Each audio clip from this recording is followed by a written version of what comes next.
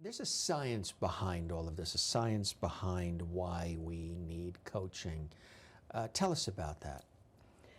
Well, my basic coaching is that thought work is all important and that we actually can choose what we want to think.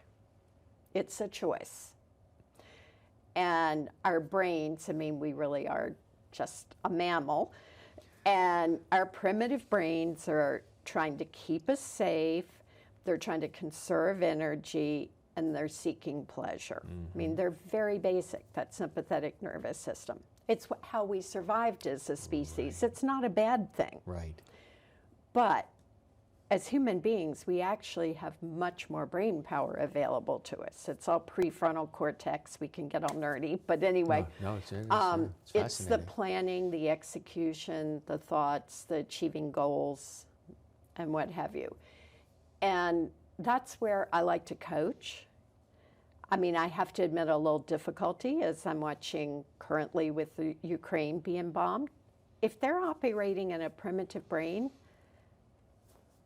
that's probably where they need to be. Or if you want to look at Maslow's hierarchy of needs, food and shelter. Right. I mean, there are times that our basic brain and survival is appropriate. Yeah, right.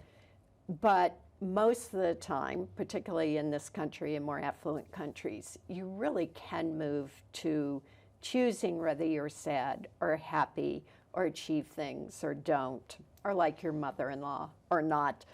You know, they're choices. And so I coach it. People who are trying to survive are basically not coachable. They're not available. And, you know, they don't have excess energy because they are worried about, do they have what, or are they going to be hit by a bomb? Right. You know, I can't sit there and say, and what do you think about self-actualization?